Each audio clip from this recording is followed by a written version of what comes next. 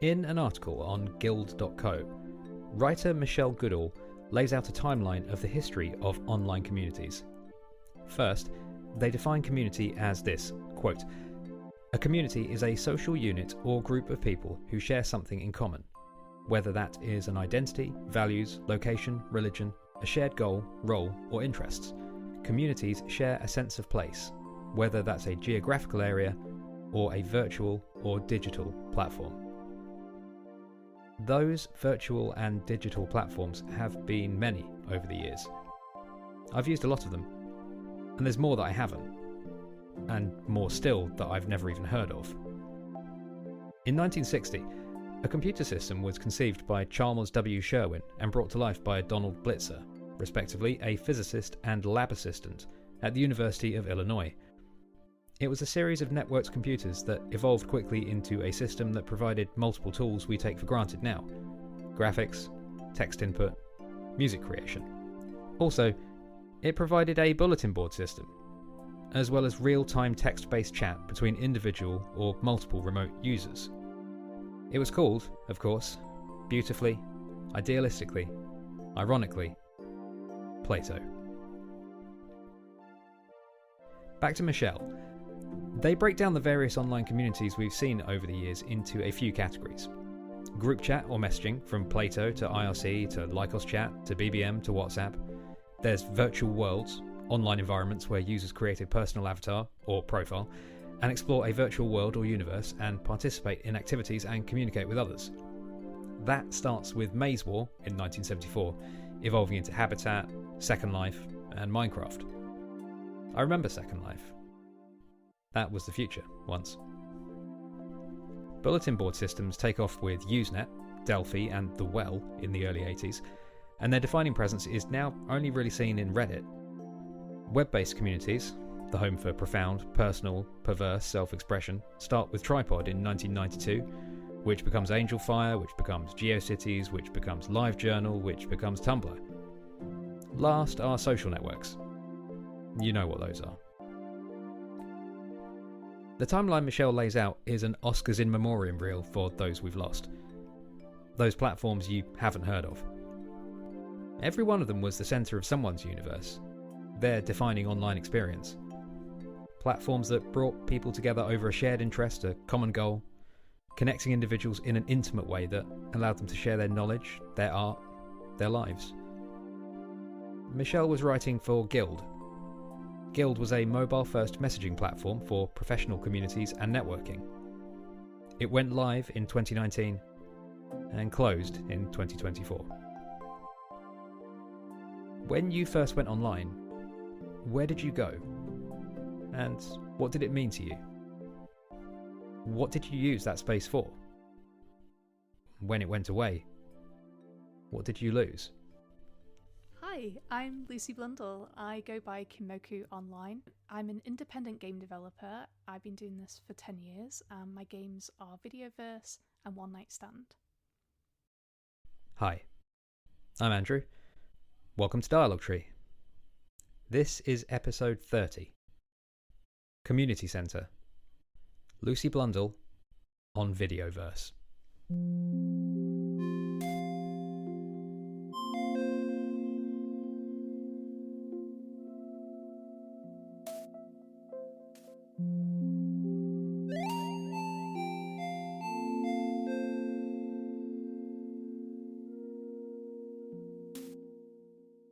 Lucy Blundell is an independent games developer born in the UK and currently based in Germany. In 2016, she released One Night Stand, a striking, critically acclaimed interactive story about navigating the morning after of a wild night before. It featured multiple branching paths and even more endings.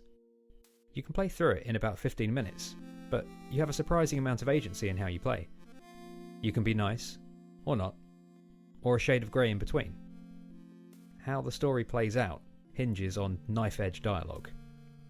Every choice matters. In 2023, Lucy released a new game on Steam and PC. This game currently sits at a 90 on Metacritic, with a 5-star review from The Guardian and an 8 out of 10 from Edge. It was nominated for a host of awards across the industry, notably winning the Debug Indie Game Award for Best Narrative. This game took the storytelling sensibilities of One Night Stand and dialed them up, bringing together multiple characters and multiple stories into a longer, more narratively complex game. What Lucy's new game does to further distinguish itself is this. It is set almost entirely within a proprietary social network on a fictional video game console. The console is the Kinmoku Shark, and the social network is VIDEOVERSE. So I was thinking about this, and I was struggling to think of the game, and then I realised it was actually the first game was probably Final Fantasy VII, because I'm a huge Final Fantasy VII fan. And I think it was like all the small choices that you make that lead up to the date that you have with a character at the Gold Saucer. And at the start of the game, you can choose to buy flowers or not. You can choose who to give those flowers to. All these little things add up, and it's that whole choices matter.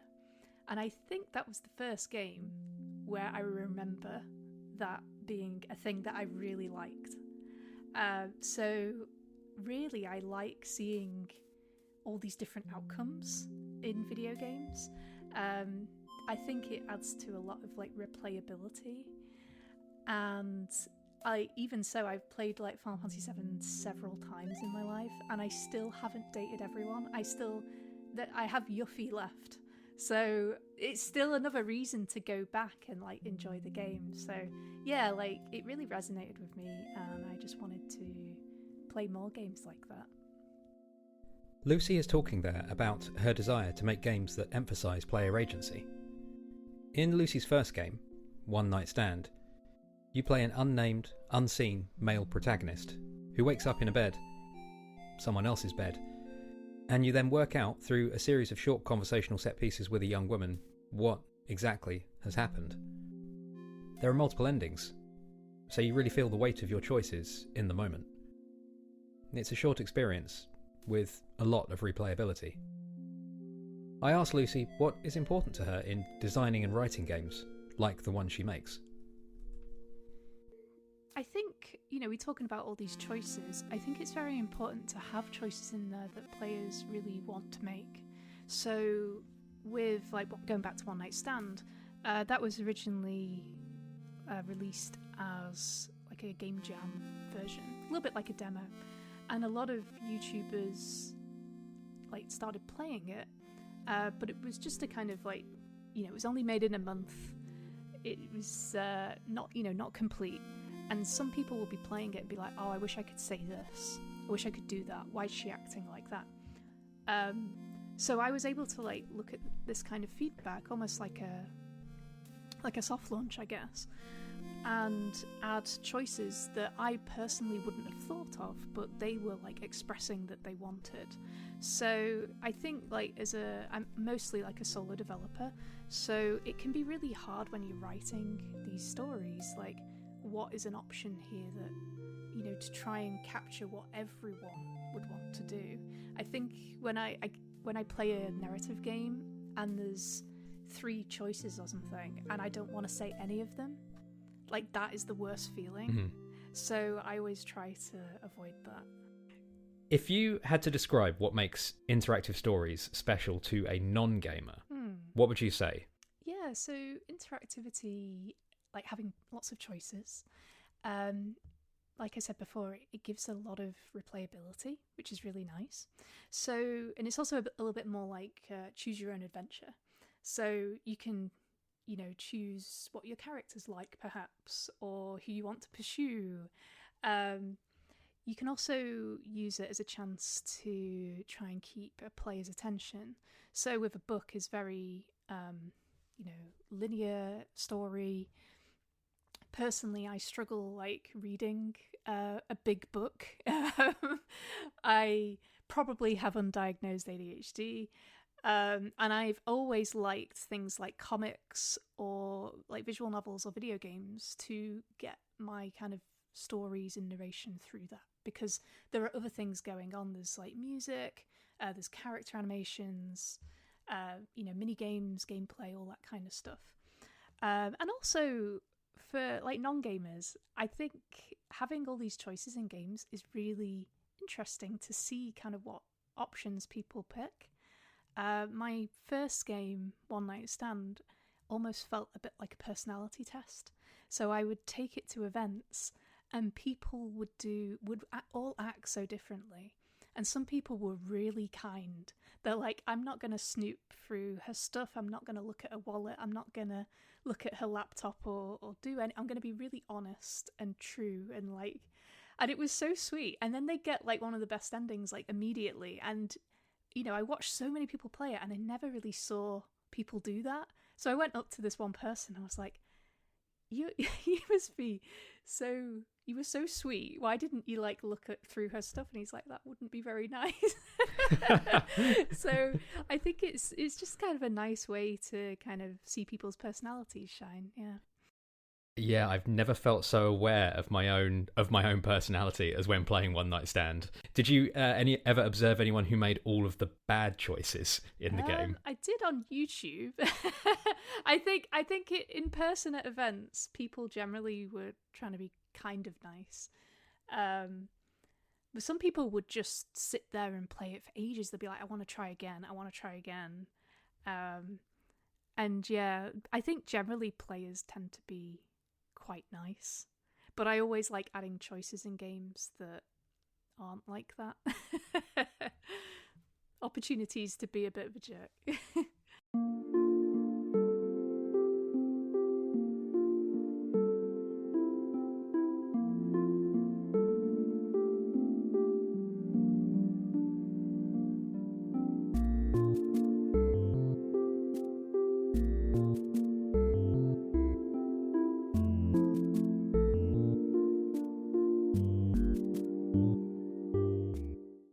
Lucy started in the industry as a 3D artist, progressing to game art, UI, and graphic design at a small startup, which was later acquired by EA.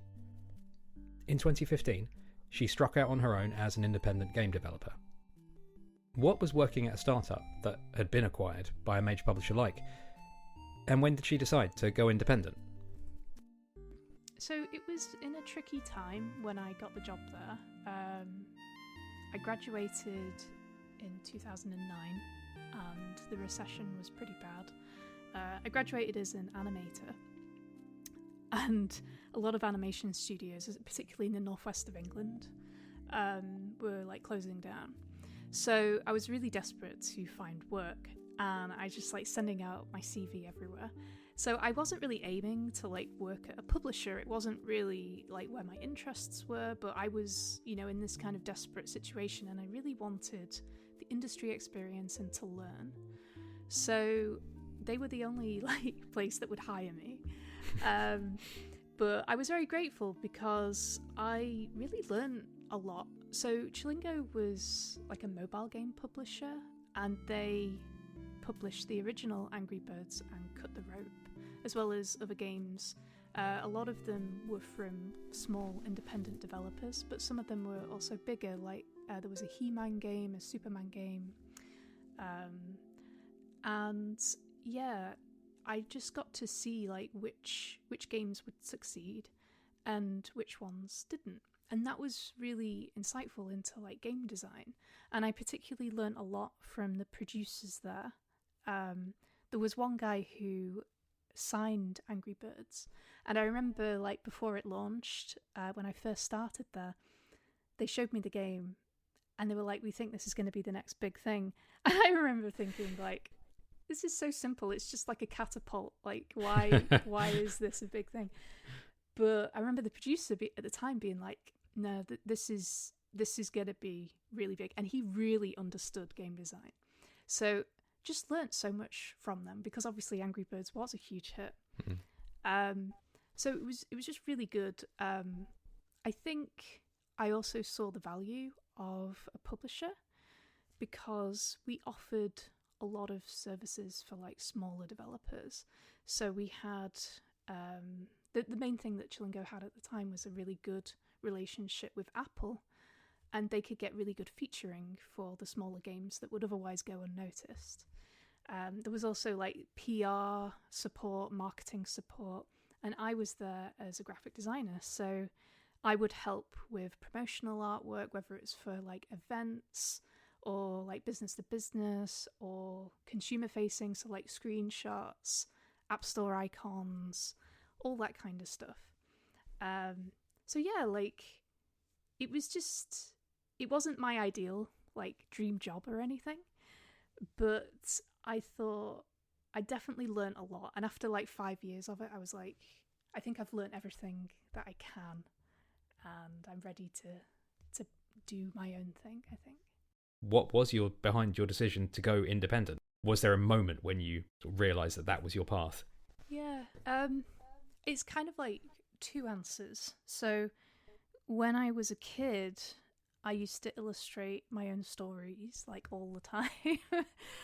I used to draw my own comics, and I always wanted to do that.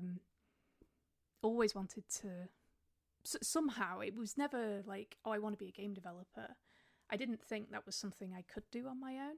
I thought I wanted to be like a comic artist or an animator.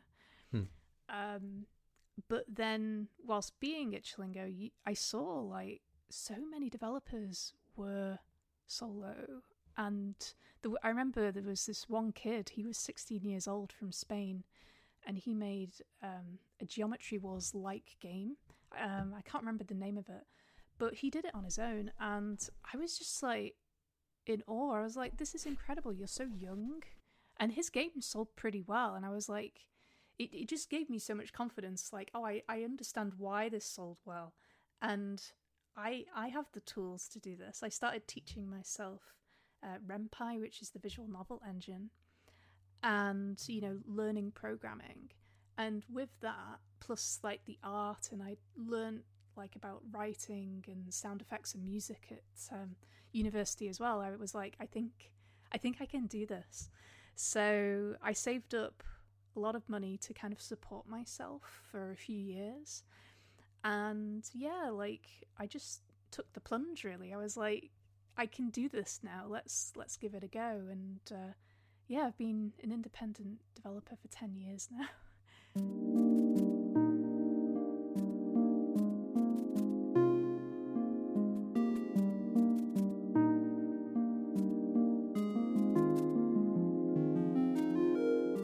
In Videoverse, you play Emmett, a teenage video game fan and aspiring artist. Emmett divides his time between school, gaming, cycling with his father, and Videoverse. In Videoverse, he, and you, are able to create their avatar, choose their theme, and interact with other members of the network. Primarily, you do so through the 4 message boards, as well as direct messages. Those message boards are divided into general, off-topic, art, and one dedicated to the most popular game on the platform, a cinematic RPG called Feudal Fantasy. You can post topics, comment, reply, draw, and share art. You can report users for off-colour commentary.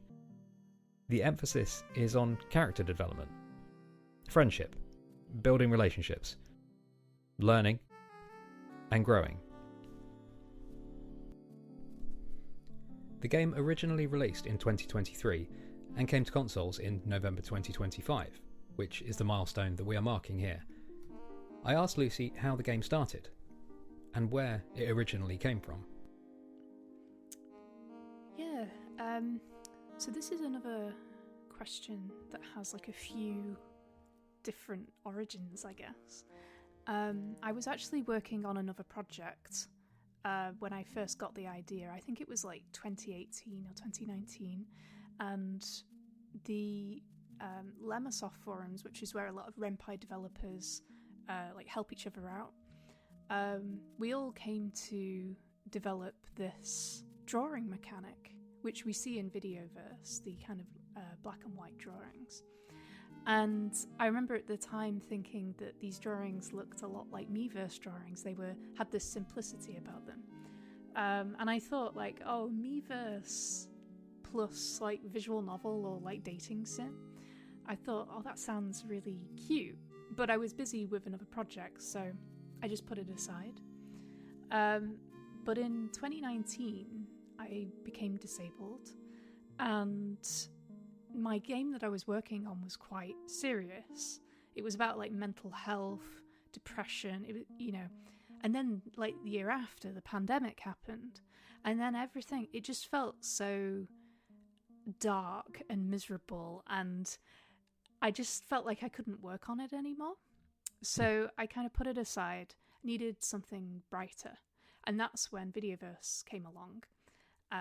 I thought, I want to go back to that Miiverse visual novel idea. I kind of want to tell a love story. I want to tell something that's a bit happier. And I also was very appreciative of how much we were using the internet for human connection at the time. During this first few months of the pandemic, we were all like playing games online. We were chatting with our friends all the time. And I was just really grateful that we had the internet. But I was also playing a lot of like what I like to call interface games at the time. So games like Hypnospace Outlaw, Do Not Feed the Monkeys. I thought like they were getting really popular, these kind of simulations. So, I kind of had this itch to make my own. So yeah, like I think it was about April 2020 I shifted. Yeah, I think the idea of like a Miiverse love story is inspired. That was pretty much it. It was like Miiverse love story. That no one has done that before. No. And just in that one line, you've got the game like right there. So Videoverse is a game about online communities. It's about how they work, how we interact with them, like the relationships we build within them, and the effect they have on us when they are here, and the effect they have on us when they go away. Now, in part, it celebrates them and the positive effects that they can have on individuals. I'm interested to hear about what your like early formative experiences with online communities were like. Were there any platforms other than Miiverse that were the inspiration for Videoverse? And what positives did you take from your experiences in those communities?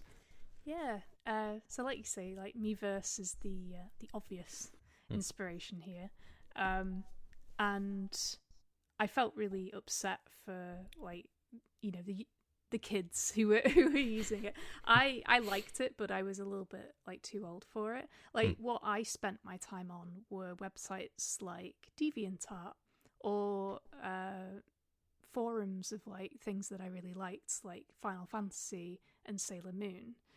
I also played a lot of Neopets because I didn't really get much money to spend on video games when I was younger, so I was really like into that community as well. But as I got a bit older, we started getting things like MSN Messenger, MySpace, which was also, an influence on Videoverse. And I played like a lot of games as well online when I could. Things like RuneScape or Unreal Tournament. And then when I got older, it was World of Warcraft. And that, I think, is probably the biggest kind of inspiration for how deep some of the conversations in Videoverse go. Like, I made some lifelong friends in World of Warcraft, one of which did the sound effect for the shark and dolphin startup sounds, is one of my WoW friends. Oh, right. Oh, cool. Yeah. So, yeah, it's... I think there's a lot of places, even like social media these days, I've made some friends on there, and the internet's always been like a part of me growing up, for sure.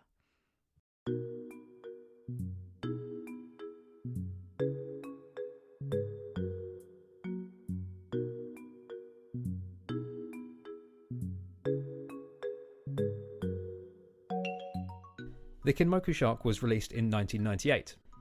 The game takes place in 2003.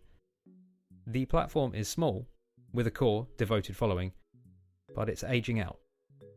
This is a largely positive community, but the cracks are showing. A new console is coming. Some users aren't so positive. What you need to do, as Emmett, is navigate this online space in a way that makes sense to you.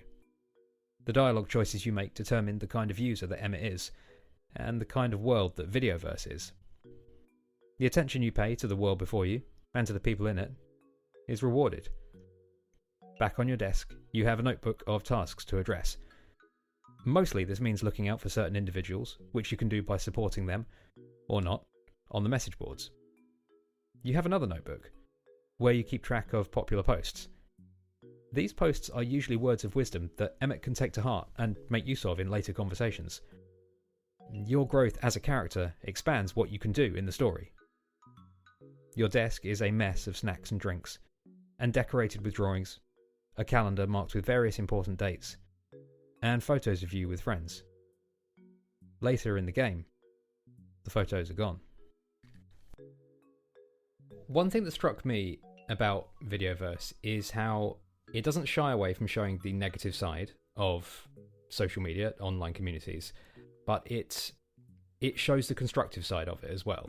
I'm guessing it was important to you to show this constructive side of these online communities. How would you say that Videoverse shows this? I think Videoverse shows things can be positive by, if you play Emmett as quite warm and kind, and you work through the help out list, Videoverse itself will get more positive in return. There'll be fewer trolls, people will get banned, people start expressing themselves more online and open up. There's like a side story where if you support there's like someone who sounds like they're coming out as gay. If you support them and say like congratulations and all this kind of stuff, you will then see more like diverse kind of sexualities, other drawings pop up that are all celebrating this. So that's just like one small part of it. But if you're really like not engaged with Videoverse or you're a bit of a jerk on there, or even if you like the trolls' nasty posts, things will kind of start going down the drain a bit. Okay. And yeah, like I think as just in general, I think we all believe that social media is like an evil, it's just all bad and we should get rid of it. But going back to the pandemic and my disability, realizing like a lot of people are stuck at home. A lot of people rely on the internet as a bit of a lifeline, almost a way to connect to people.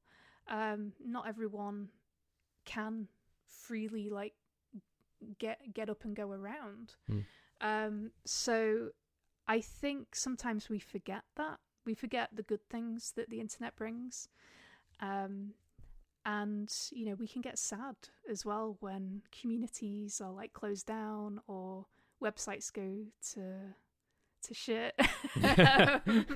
Yeah, sure can. A little bit like Twitter. It's quite sad because I think we care, and we care because we've had nice experiences on there. Has the closure of any particular online communities resonated with you specifically?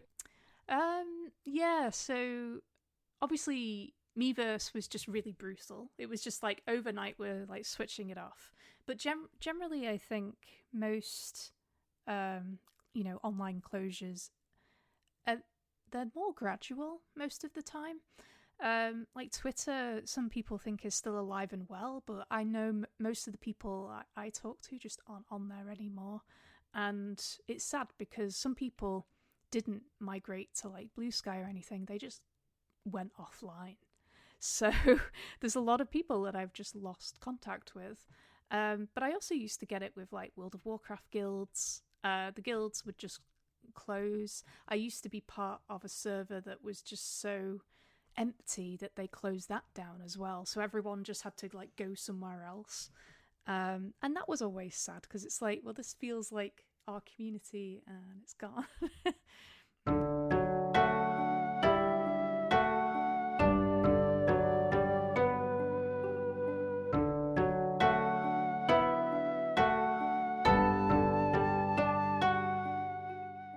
The look of Videoverse is simple, striking, distinctive. Your desk is a colourful, natural space. The network is a minimalist 1-bit pixel world. The avatars are small, but full of personality. The structure of the message boards will be familiar to anyone of a certain age. And I loved browsing Videoverse. I play touchscreen, and tapping around, hopping from my profile to the boards to DMs and notifications, is addictive in all the ways that online communities are. I'm posting and waiting for replies. I'm compulsively checking to see the art that other users have posted. I'm morbidly curious about some of the nastier things that are said. I'm looking for answers, and I'm looking for connections. When you are in a chat with another user, you might have your webcams on. Now the portraits here are beautiful. The sprites expressive and full of life despite their basic rendering. I love it when whoever you are talking to looks off screen, usually having an unheard conversation with someone off screen. It's all recognisable. It all feels real. I asked Lucy about the visual style of Videoverse. How did this striking look come about? What were the influences on the visual style of the game? We'll talk about the look of Videoverse now. Broadly, there's two styles coexisting in Videoverse. There's comic book styled cutscenes, which are distinctly different from the place that the player spends most of their time, and that being within Videoverse itself. So first, how would you describe those comic book sections? What was behind the decision to animate like that?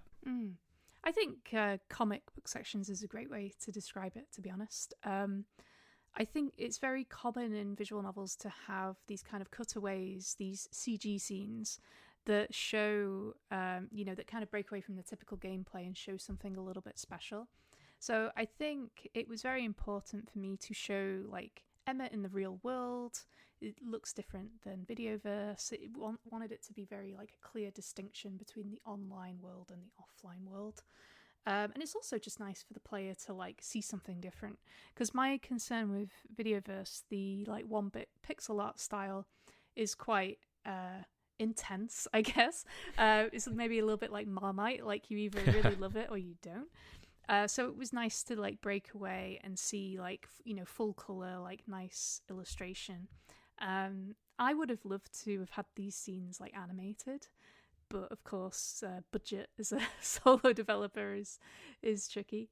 But yeah, like, most of the effort, like, went into the Videoverse section because that was the star of the show. And I want, like, all the animations for, like, the adverts and the characters all happened, like, in Videoverse, because that was, we were, like, platforming online communities much more than kind of Emmett sat at his desk. Yeah. 1-bit pixel art is generally what I say, but there are themes in there, so you can change the colours if, black and white is a bit dull. Again, this decision was partially inspired by other games. So World of Horror has a 1-bit pixel art style, which I think is very striking. Then there was also Travis Strikes Again, No More Heroes, that has, like, these visual novel segments. And I thought, like, I want to try something like that that's very limited. I've never really tried pixel art that's just 2 colours. So it was a nice, like, exciting challenge for me. Also thought it looked really cool. But then the other aspect is that I knew Videoverse was going to be quite a big game. With nearly 100 characters, several forums and drawings and animations for the adverts and all this stuff. And I thought, like, if I put colour in this, especially if I wanted to replicate an older console with, like, dithering and stuff, it was gonna get very complicated and it was gonna take me so much longer. And again, like, budget and being mostly solo, like, I just didn't have time, to be worrying about colour. So yeah, it was also just the limitations that brought about that style.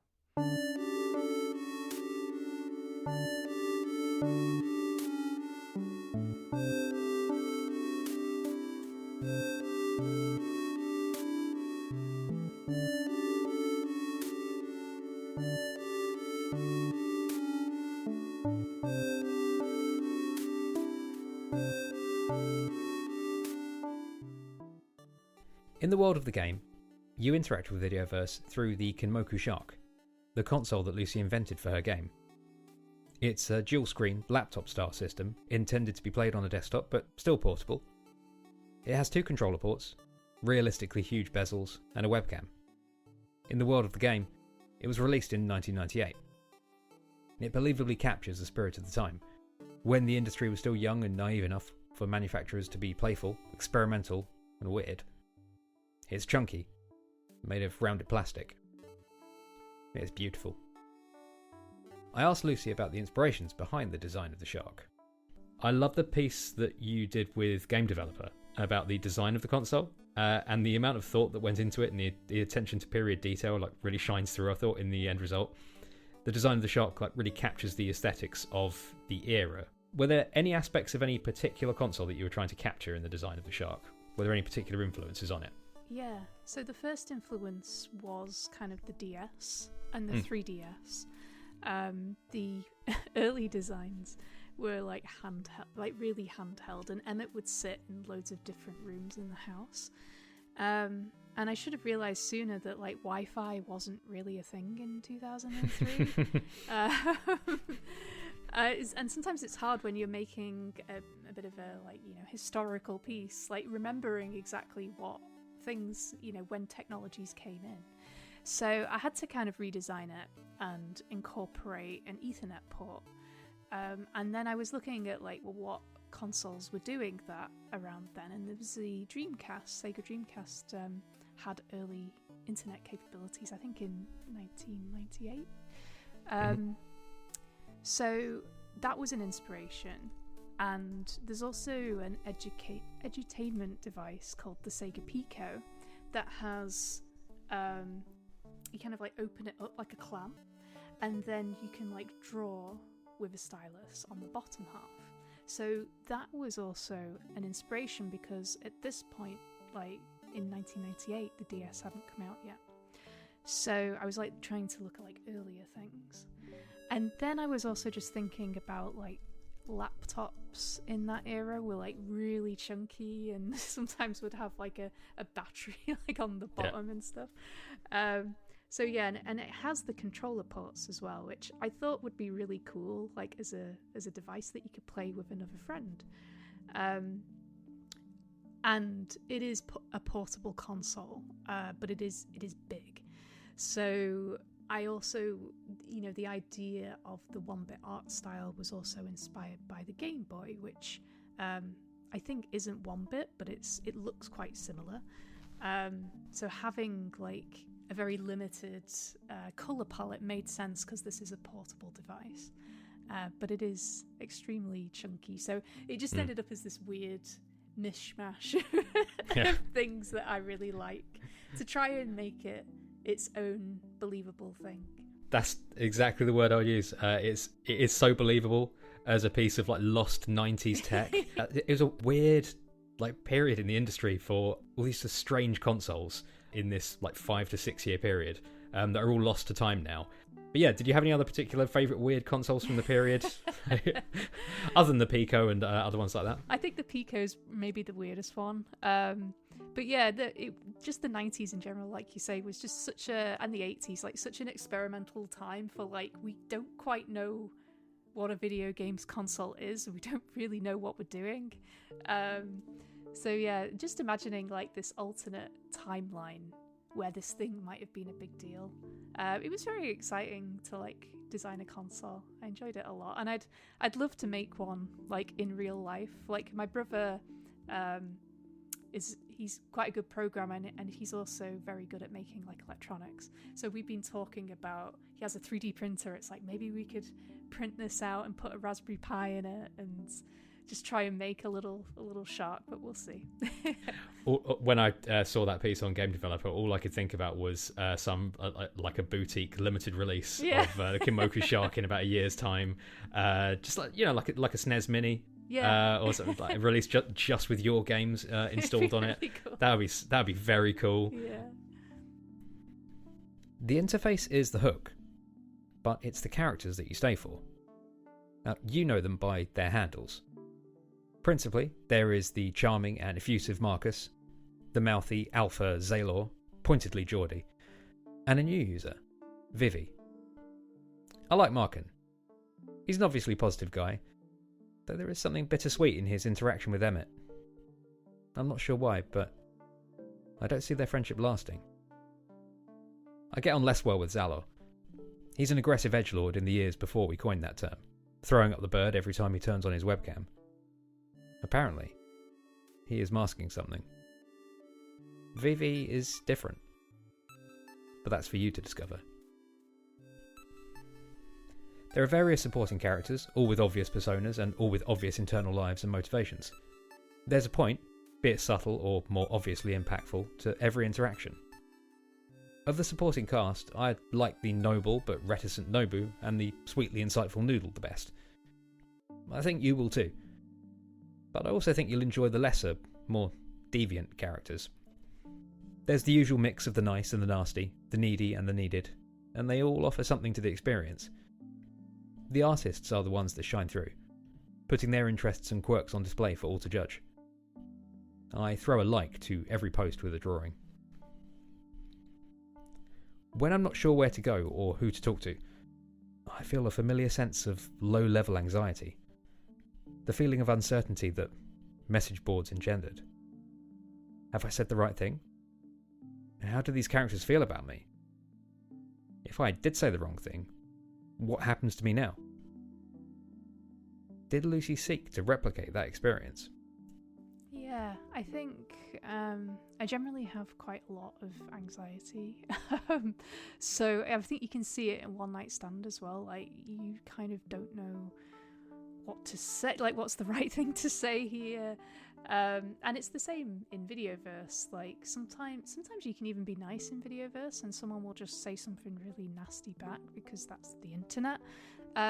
So just trying to like create a very realistic internet experience, and with that comes, you know, some not so nice aspects. I wanted people to kind of feel like they're on their toes a little bit when they're playing.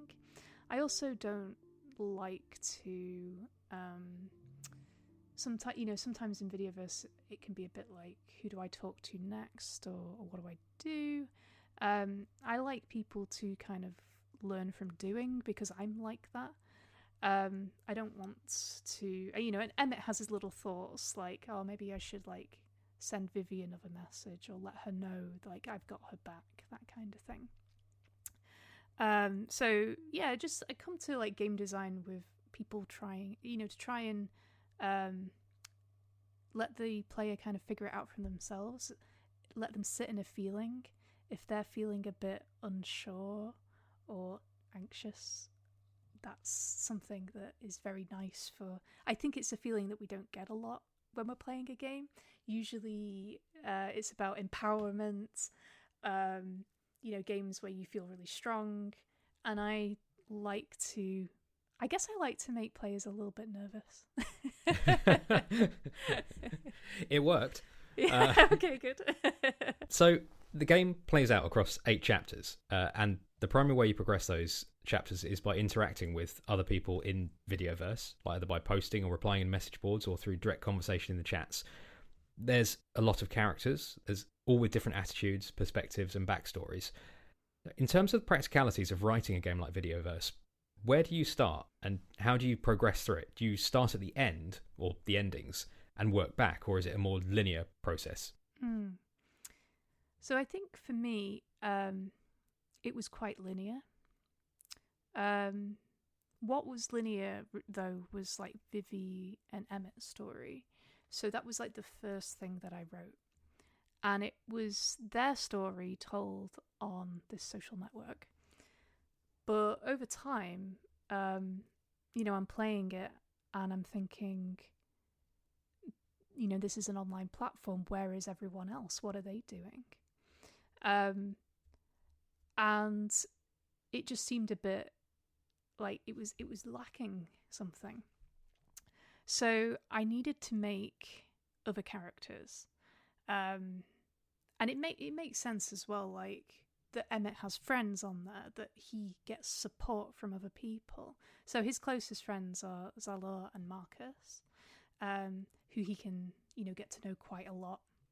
And then there are other people, so there's like, different tiers of friends. Then there's like, people that are on his friends list, but he doesn't talk to quite as much, like Nobu, Lorena, Fluffy Pancake, and then there are people on Videoverse, just some of them are random, some of them are people you can help out, some are trolls.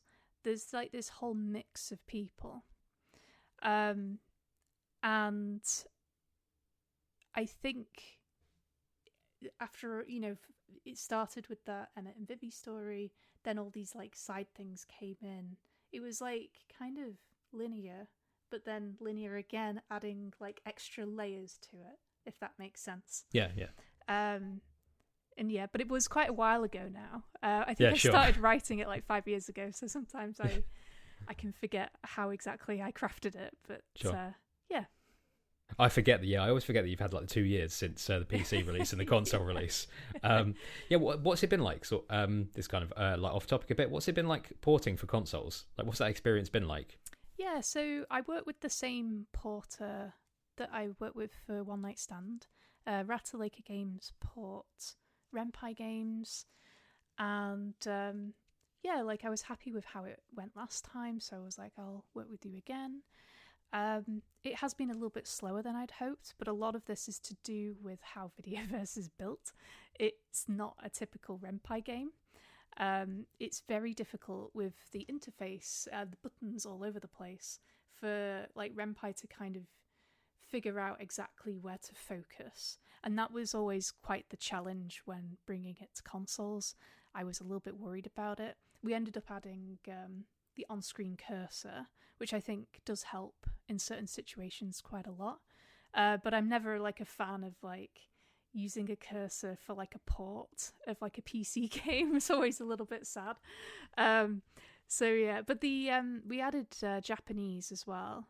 And I think that was almost the bigger challenge, was localizing Videoverse for Japan, because I think there's a lot of jokes in there that are very like British or European, and not, like internet memes and references that weren't really a thing in Japan. They had their own things, so it was very hard to make sure that it was entertaining enough. I put a lot of like Simpson jokes in there, for example, and I don't think The Simpsons is that big in Japan.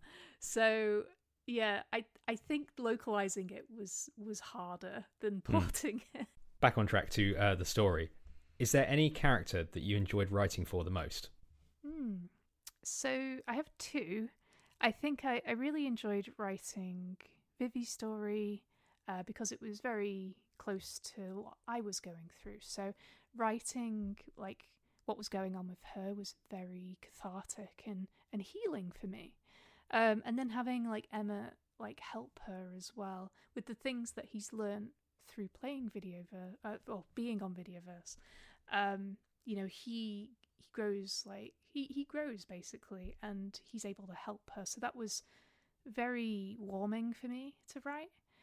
But flip side, I really liked writing Uncle from Kimoku, and I don't know if you got his conversation, if you like unlocked his story or not. Is his story where he starts giving you a quest? Yes. Is that yes. I did that. Okay, yeah. Cool. So I really enjoyed writing him. I liked doing the riddles. I liked his like conversation with Emma. It's suddenly very different than the rest of the characters.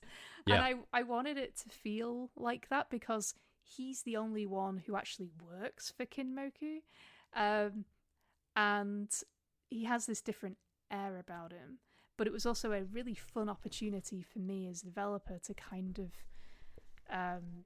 throw things back at the player. Like he's like been keeping track of like, oh, you've been liking this many posts, you've been talking to these people, this is who you care about the most, all this kind of stuff. And it shows the player what they've been doing.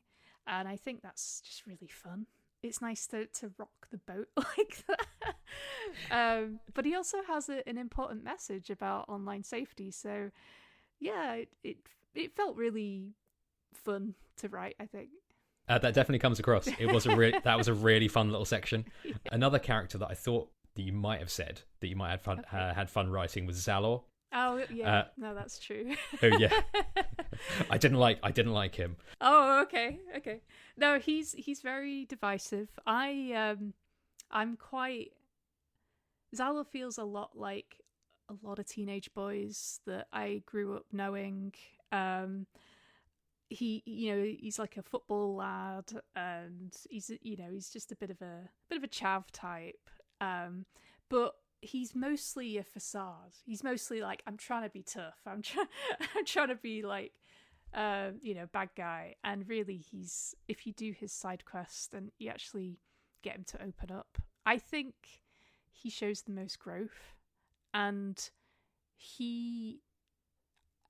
I think Marcus is lovely, but there's way more going on like behind the scenes with Zala. Like, there's so many different things you can do and say to him. Like, when he asks, like, oh, do you have a girlfriend? You can say, yes, someone on Videoverse, or no, or yes, someone in real life. And you can, like, spin these lies for quite a while before they kind of erupt. And there's just so much. He was, like, whenever there was a bug in the game, it was always, like, part of Zala's conversation because there were just so many different, like, routes going on. A bit of a spider web, yeah.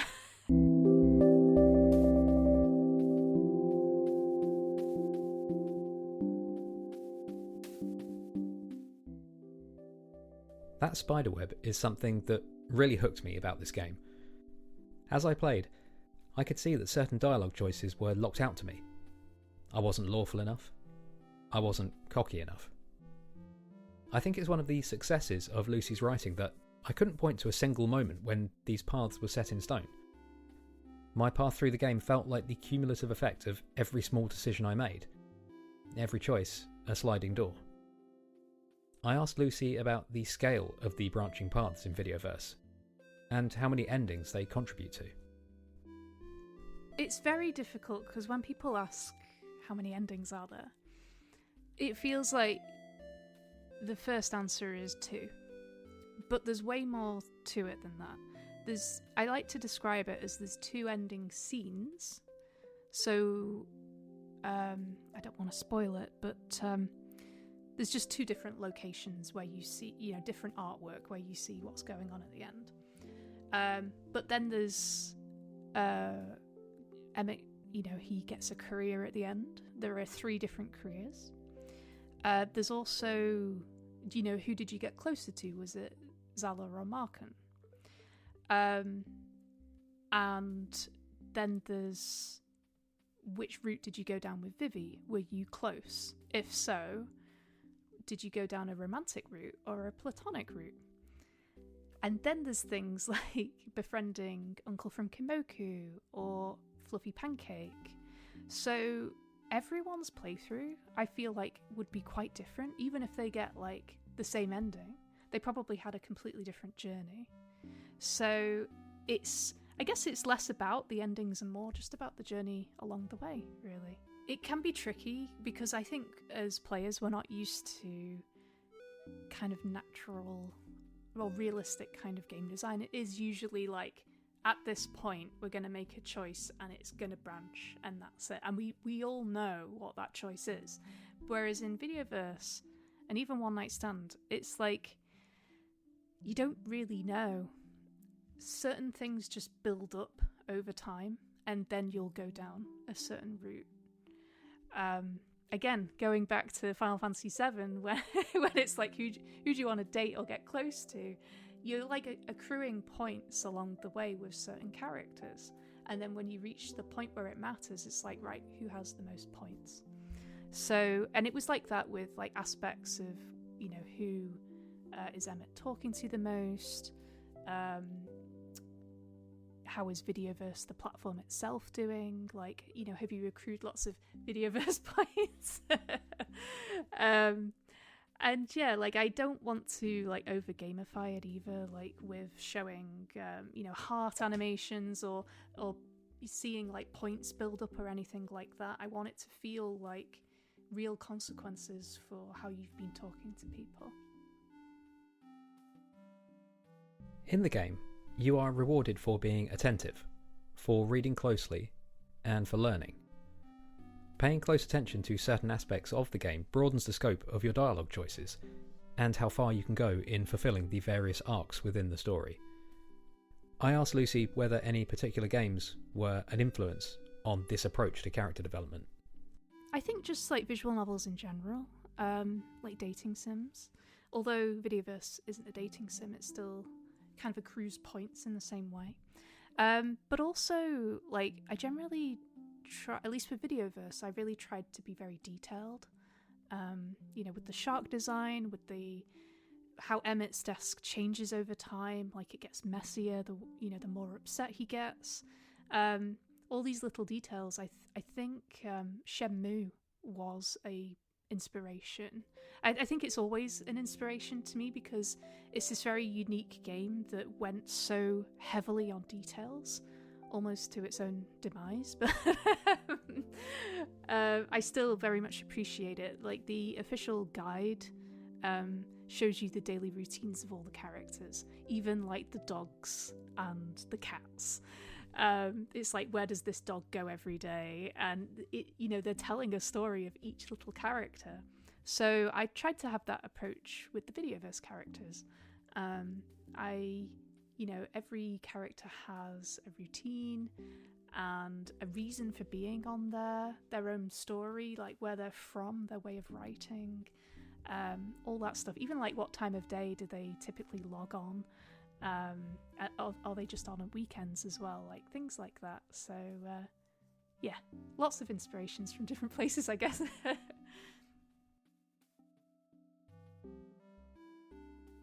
The story of Videoverse is specific to a time and place, but it has timeless, universal themes about the importance of connection that means it will resonate with pretty much anyone who plays it. You don't have to have had experience with early social networks to get something from this game. But there is one character in the game through whom Lucy tells another story, and through their circumstances and the other characters' reactions to it, how they treat them, Lucy draws attention to the need to understand other people, to question your own preconceptions and behaviours, to try and see the world from other perspectives, to acknowledge that even well-intentioned commentary can have negative impact. I asked Lucy if she was able to elaborate on where that came from, and was that a goal of the story of Videoverse? I think generally I try to design games around empathy.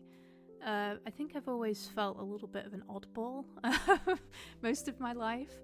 But now that I have a disability, I then realised like how ableist our society is. And I think that became very obvious during the pandemic. Some people's attitudes were really nice. People, really cared and wanted to like help protect others, and other people didn't. And some people were like, well, if you're old or if you're disabled or you have an illness, you deserve to die. And it's like, this is so cold and heartless. And I can't believe how some people were.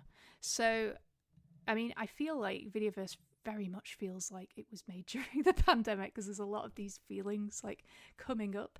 But I just wanted to make something that was like, more positive, warm, have people learn throughout the game that there are a lot of people that are different and we need more empathy, basically. I just don't think there's a lot of games or stories about disability, newfound disability, grieving things, like a body that you once had. There's just little representation in media, which is why I wanted to talk about it. And it's generally with my games, I like to talk about things that, they're everyday, but we just, for some reason or another, we just don't really discuss them that much.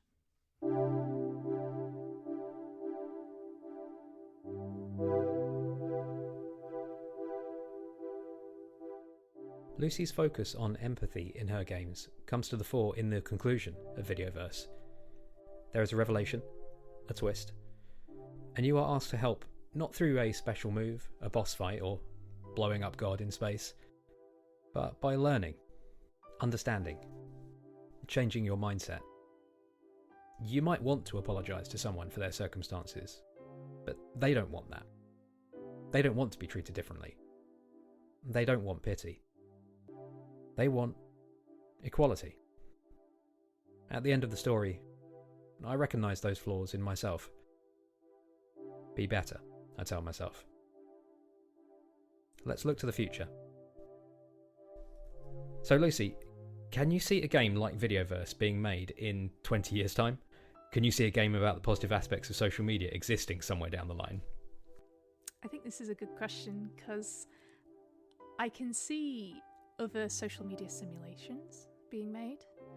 I don't think I can really see them in a positive light, which is really sad because, like we've discussed, I think, you know, in 2020 I was very appreciative of the internet. I think it saved a lot of us from going a bit insane.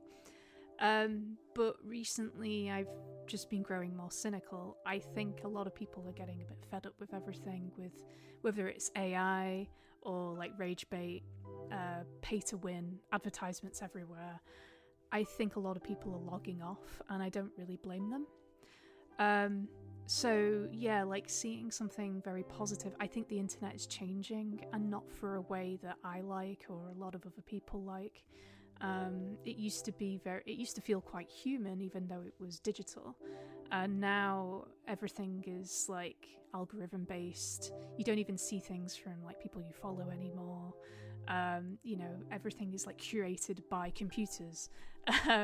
And things that's like, well, this thing sold really well, so we're going to keep shoving it at you, instead of things that, you know, genuine artists or, you know, small indie developers, you know, it's hard to find audiences for people trying to make business. And I just like personally, like I can see it in myself. Some days I'll wake up and I'll look at my phone and I'll feel like kind of angry about something, and it's like I've just got up, like what am I doing, you know? So I find myself logging off a lot more, especially at weekends, and just spending more time with like real life connections.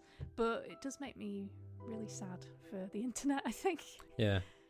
Yeah, you can't see anyone in 20 years making a game about Twitter. No, as a good thing. Or any, as a good thing, as a force for positive human connections.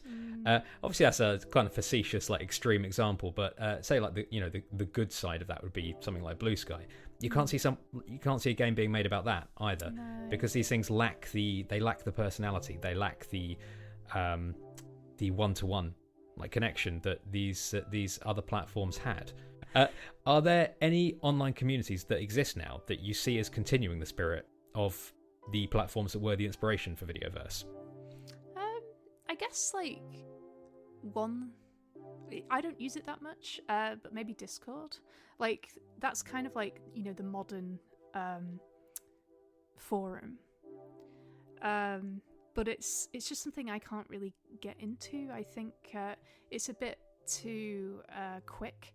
I like forums because you could leave a message and come back the day after and follow up. Whereas Discord, you come back and it's like there's been 50 messages since. And there's loads of different like categories and groups, and you know, then you're dealing with time zones as well. Like being in Europe, whenever I try and talk on Discord server, there's no one around, and then by the time people get back, it's like midnight, and it's like I don't want to be doing this at this time of night. So personally, like I don't know, I could see a game maybe about a Discord server in the future. Possibly. Yeah, I think the last like really nice internet thing that I saw was, I don't know if you've heard of W Place. No, I haven't. Okay, so that is a website that is basically a big Google map almost, but it's covered in pixel art. So people are drawing pixel art all over this world map. And It's really, you could like lose an afternoon just like going around looking at what everyone's drawn. But I drew some VIDEOVERSE art on there. Like nice. I got kind of involved, and it's honestly for probably like a decade the last time I really enjoyed something on the internet. I really got into it, and I love seeing everyone else's drawings. It's that nice mix of art and internet that I've always really liked. Like started with DeviantArt and everything. So yeah, I think we can have nice internet again. It's just at the moment kind of being run by the wrong people. It's nice that the internet is still so broad that we can have things like W Place. I'll have to check that out. Yeah, you should. And on Discord, I'm a member of like too many Discord servers. Okay. And like part of it is I like totally agree with you. Like it can be is that you join a server and see all of these channels with unread things. What I found was I just had much like dealing with a gaming backlog.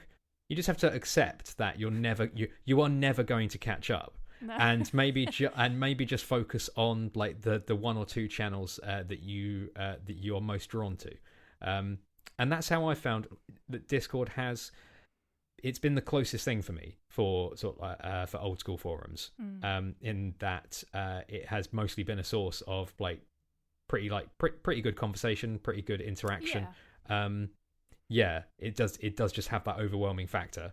And a part of that is my own fault for joining about 40 too many servers. This is what I did, and I had to have a cull like 6 months ago. I was like, I've never posted in here. Yeah, I probably don't need to be getting notifications from this server that I've never been in. Yeah, cool. So I think the last question I've got for you now is that part of my reading of Videoverse is that a late game plot development kind of showcases the potential for a sequel, or at the very least DLC. What are your thoughts on expanding the world of Videoverse? It's interesting that you got this impression, because it's kind of, it wasn't an intentional like I'm going to make a sequel, but it was originally going to be a slightly different game. So the original was going to be playable from Vivi's point of view as well. So the idea was that at the start of the game, you pick which character and you'd see it through like different eyes. And I really wanted to do that, but I'd spent, I think it was just over 3 years by the time Videoverse was finished. And it's like, do I have to add another 2 years or so? Like, I can't really do that. So I was like, well, I will release the game just as Emmett. And if it does well, I will then do Vivi's story, maybe as a DLC. I don't think the game has sold quite well enough to justify that, and it's just been a bit of a nightmare, really, working with like RenPy and the localization trouble I was telling you about as well. It's very difficult to kind of expand this game, and I think I would need like a bit more help to do so. And it just, like I say, it hasn't quite like sold well enough for me to do that. That doesn't mean that the door is closed though. Like console launch, Japanese launch has just happened, so maybe in the future we will return to this world somehow. But yeah, we'll see. I don't know. I'm also I'm not really someone who wants to do sequels, but there is more story to Videoverse. So yeah, I guess we'll just see what happens. Yeah, because there's so many characters that are sort of like, knowing that they've all got their own stories going on. They've all got their own lives. There's you can see so much potential. It's really intriguing as a player to know like what else is going on. So lastly, and you can tell me if I'm just clutching at straws here, but I felt there may have been a couple of clues within certain character dialogue as to at least the name of your next game. Is that the case? So there's quite a few things in there. So one of the games that gets referenced, there's two, I think, that get referenced at the end. There's Love IRL, which Marcus mentions, and that is referenced in One Night Stand, because that is the first game that I started developing, but I never finished it because, again, budget, it was getting too big. And then the other game is The Pictures You Painted, which gets mentioned quite a lot throughout Videoverse. That was the game that I was working on that was quite dark and serious. Right, okay. And these are both games that I would really like to go back to and finish, but I think certain things have to change. At least with The Pictures You Painted, I think it was just a bit too dark, and it was a little bit misdirected at times. So it is something I'd like to revisit in the future. But I am working on like something smaller and different that isn't referenced in Videoverse at all. So I just needed something like a palette cleanse. Okay, yeah. No, fair enough. Okay, so lastly, I promise. Is there anything you can share about your next project? Is there anything you're able or willing to share at this point? Yeah, so there's not much because I haven't officially announced it. but I hope to release it before summer next year. It's a short narrative visual novel, and it's somewhere between the length of like One Night Stand and Videoverse, so maybe like a couple of hours play.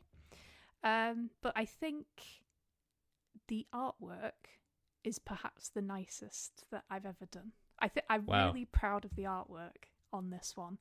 But it's more like, I think Videoverse is quite a personal, deep, emotional game. This is a bit more shallower, a bit more of an informative. It's a different experience. Okay. But I'm really, really proud of the artwork. I cannot wait to see it. I think I love the artwork in your games. The rotoscoping in One Night Stand is amazing. Thank you. And yeah, they're like, these two games are very unique. They are very they're unlike anything that I've really ever seen before. So yeah, I can't wait to see what you're working on next. Oh, cool. That's all the questions that I have for you today, Lucy. Thank you so much for talking to me today. Just to close out, I'd just like to throw it to you to plug whatever you want to plug, any socials, and anything you want to say about Videoverse. Yeah, so first off, thank you for having me on. This has been really nice. I just want to plug like the Videoverse like console releases out. Please buy the game. Please support indie devs. Listen to Dialogue Tree and like other human podcasts. Like support things from diverse people whenever you can. And yeah, I guess that's that. I couldn't have said it better myself. Yep, support a human-made stuff. Lucy, thank you very much for coming on the show today. I appreciate it. Yeah, no worries. Thank you so much for having me.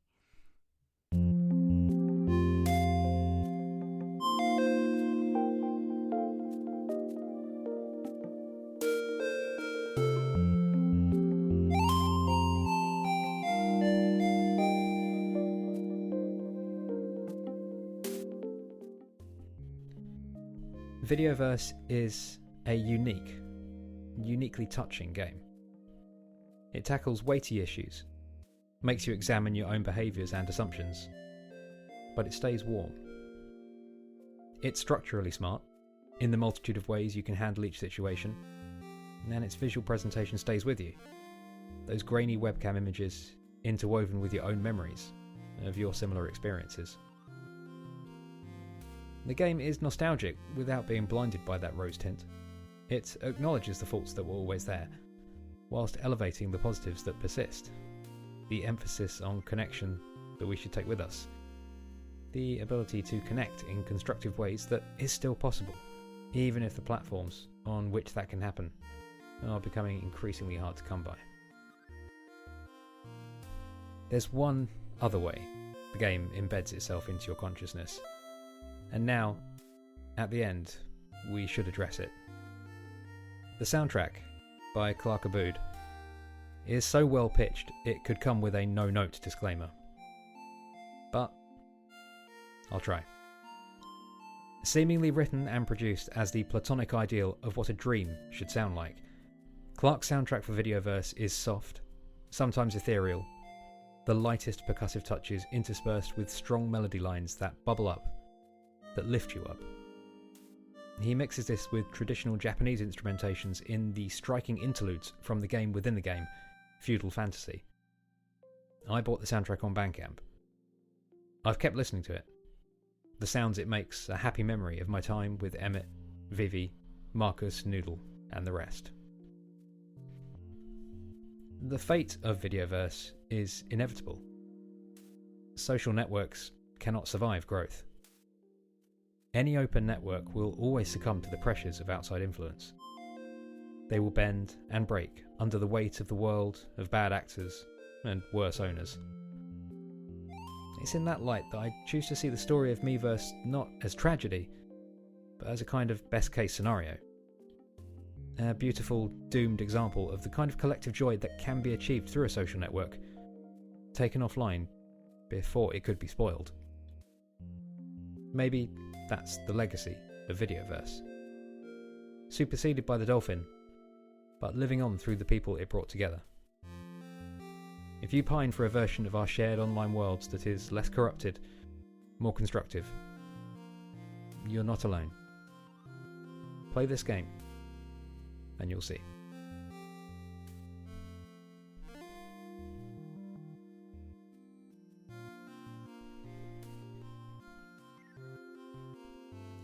Thanks for listening.